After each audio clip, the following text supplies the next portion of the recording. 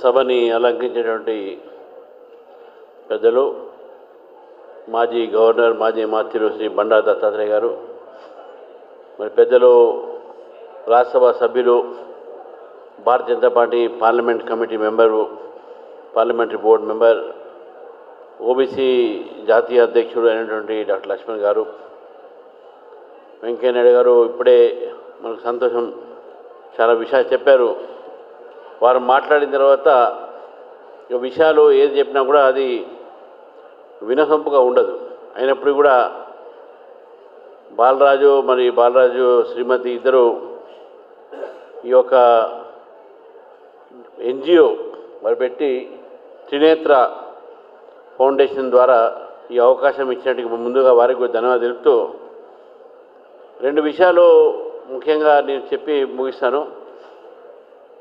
దత్తాత్రేయ గారు వారు పార్లమెంట్లో ఉన్నారు, మంత్రిగా చేశారు, అటల్ బిహారీ వాజ్పేయి గారి తరఫున పనిచేశారు. నేను లక్ష్మణ్ గారు ఇద్దరం కూడా వాజ్పేయి గారిని చాలాసార్లు కలవడం జరిగింది పార్టీ కార్యక్రమాల ద్వారా. వారి దగ్గర ఇప్పుడు మన స్పీచ్లో కూడా విన్నాం, నేర్చుకోవాల్సింది ఏంటంటే డెమోక్రటిక్ టెంపర్మెంట్, అంటే ప్రజాస్వామ్య ఒక ఆలోచన విధానము, ప్రజాస్వామ్యాన్ని గౌరవించడం నిజం. వాళ్ళు ఇంతకుముందు చెప్పారు, నేను నెహ్రూ గారిని పార్లమెంట్లో నేను గట్టిగా మాట్లాడితే నెహ్రూ గారికి కోపం వచ్చింది. దాని సాయంకాలం ఒక డిన్నర్ పార్టీలో కలిసి నువ్వు చాలా బాగా మాట్లాడామని చెప్పి వెళ్ళాను చెప్పాను. ఇప్పుడు అట్లుంటుందా? మన హౌస్లో మాట్లాడితే బయటకు వచ్చి మనం చూసినాము, కొట్లాడుకునే సంఘటనలు ఉన్నాయి. ఒక ఎమ్మెల్యే కొట్టిన గేటు పైనే. మీకు అది ఆ సంఘటన నేను వెనక తీసుకోబోదలుచుకోలేదు. జయలలితని అసెంబ్లీలోనే చీరబెట్టి గుంజారు ఆమెని. ద్రౌపది వస్త్రాహరణ లాంటి ఒక సీన్ ఆ రోజు తమిళనాడు అసెంబ్లీలో క్రియేట్ అయింది. అంటే రాజకీయాల ఒక విలువలు ఏతున్నాయో, ప్రజాస్వామ్యంలో ఏ విధంగా మనం కాపాడుకోవాలి, ప్రజాస్వామ్యాన్ని ఏ విధంగా మనం ముందుకు తీసుకుపోవాలి, భావితరానికి అందించాలి అనేటటువంటి ఒక ఏదైనా మనం ఎవరి దగ్గర నుంచైనా మనం స్ఫూర్తి పొందినా ఆదర్శంగా తీసుకున్నా అంటే అది అటల్ బిహారీ వాజ్పేయి గారు మాత్రమే అని చెప్పేసి కూడా ఈరోజు తెలియజేస్తున్నాను మిత్రులారా మీకు. రెండో విషయము, వారు ఫ్రీ బీస్ గురించి చెప్పారు.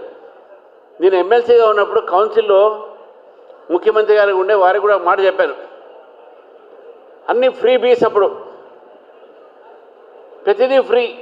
ఒకసారి ఒక ఫ్రెండ్ని కలవడానికి సిటీలో ఒక సాఫ్ట్వేర్ ఎంప్లాయీ వారు ఊరికి పోతాడు. ఊరికి పోతే వాళ్ళ ఇంటికి పోతే వాళ్ళ ఫ్రెండ్ ఇంటికి వాళ్ళ ఫ్రెండ్ ఉండడు.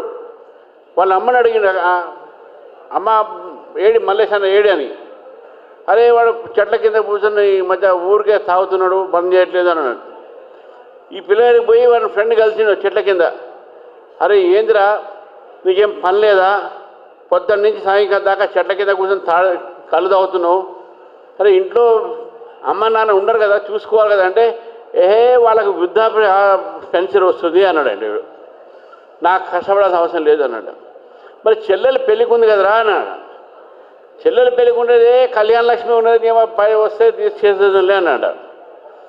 అది కాదురా ఉద్యోగం చూసుకోలే, 4,000 రూపాయలు నిరుద్యోగ భత్తా ఇస్తాను కదా, ఇంకెందుకు ఉద్యోగం అన్నట్టు వాడు. అరే అట్లా కాదురా భయ్, నువ్వు ఏదైనా వ్యవసాయం చేసుకోవాలి కదా అంటే, రైతు బంధు పడుతూనే ఉండే నియమం, వ్యవసాయం ఎందుకు అన్నాడు వాడు. అంటే ఈ ఫ్రెండ్ ఏం చేసి మరి ఉరుకుతాడు. వీడు అడిగినారే ఎక్కడ పోతున్నారని. అరే ఉండురా, నేను ఊరికి పైన ఉద్యోగాన్ని రాజీనామా చేసి నిద్రకు వస్తానంట వాడు. ఇటువంటి పరిస్థితిని మన తెలంగాణ చూడాల్సిన అవసరమా?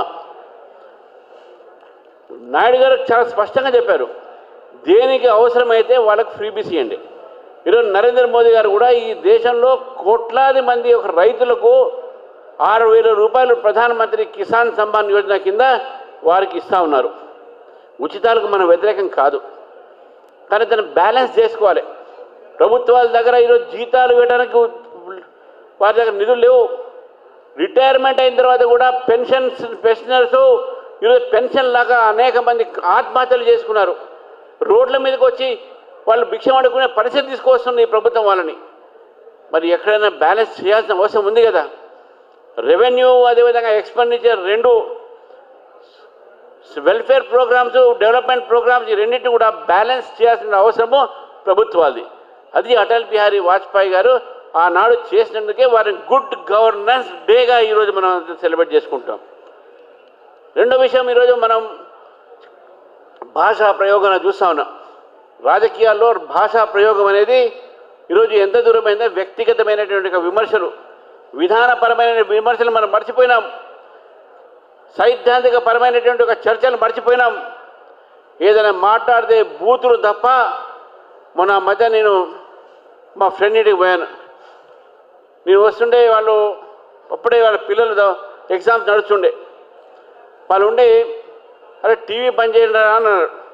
అంటే ఎందుకు టీవీ ఎందుకు బంద్ చేస్తున్నావు అంటే, లేదన్నా టీవీని చూసి మా పిల్లలు కొత్త కొత్త బూతులు నేర్చుకుంటున్నారు అంటారు వాళ్ళు. అసెంబ్లీ నడుస్తుండే అప్పుడు. అసెంబ్లీ నడుస్తున్నప్పుడు ఇళ్లలో టీవీలు బంద్ చేస్తున్నారు. ఎందుకంటే పిల్లలు బూతులు నేర్చుకుంటారు అని చెప్పేసి. అటువంటి పరిస్థితి ఈరోజు తెలంగాణలో చూస్తూ ఉన్నాం. నిజంగా రాజకీయాల్లో విమర్శలు ఉండాలి. There should be debate, there should be dissent and there should be discussion. అంతేకానే there cannot be abuse in democracy. ఈరోజు మనం డెమోక్రసీలో అబ్యూజ్ చూస్తున్నాం. గౌరవించుకోవాలి. మన పార్టీలో ఎవరైనా ఏ పార్టీ అయినా కావచ్చు, అతని సిద్ధాంతం అతనిది, మా సిద్ధాంతం మాది. విధానాలని మనం విమర్శించవచ్చు, సిద్ధాంతాన్ని విమర్శించవచ్చు, కానీ వ్యక్తిని విమర్శించి ఈరోజు వ్యవస్థని మనం పాడు చేయొద్దని చెప్పేసి కూడా అటల్ బిహారీ వాజ్పేయి గారు ఇచ్చినటువంటి స్ఫూర్తి మనందరికీ. వాళ్ళు ఇంతకుముందు నాయుడు గారు చెప్పారు, ఎన్ని మాట్లాడినా తక్కువ అని చెప్పేసి. కాబట్టి ఈరోజు రాజకీయాలు, తెలంగాణ రాజకీయాలు ఒక కొత్త బరువుడి యువత తీసుకొని రావాలి. ఒక అబ్యూజివ్ పాలిటిక్స్ మనం అంతం చేయాలి. ఈ బూతుల రాజకీయాలకు మనం అంతం చేయాలి. బూతుల మాటలకు రాజకీయాలు తెలంగాణలో అంతం చేయాలి. విధానాల మీద విమర్శించండి, తప్పేం లేదు. ప్రభుత్వాన్ని విమర్శించేటువంటి అధికారం అపోజిషన్స్ ఉన్నాయి. అపోజిషన్ కూడా తప్పు చేస్తే విమర్శించవచ్చు, కానీ వ్యక్తిగతమైనటువంటి విమర్శలతోని తప్పుడు ఈ యొక్క దుర్వినియోగం చేసుకొని ప్రభుత్వాలు ఒక మిషనరీని, ఇది ఈరోజు రాజకీయాల్లో మంచిది కాదని చెప్పేసి కూడా తెలియజేస్తూ, మరి ఈ యొక్క అవకాశం మీ అందరితో మాట్లాడడానికి, ఎందుకంటే నాయుడు గారు చాలా విషయాలు చెప్పారు, కొన్ని విషయాలు మన ముందు చెప్పారు కాబట్టి వారు చెప్పినటువంటి కొన్ని విషయాలపైన నేను స్పందించడం జరిగింది. మరి త్రినేత్ర ఫౌండేషన్ వారు ఇంత చక్కని కార్యక్రమం చేసినందుకు ముఖ్యంగా వారికి ప్రత్యేకమైనటువంటి అభినందనలు తెలుస్తూ ముగిసిన. భారత్ మాతాకి జై.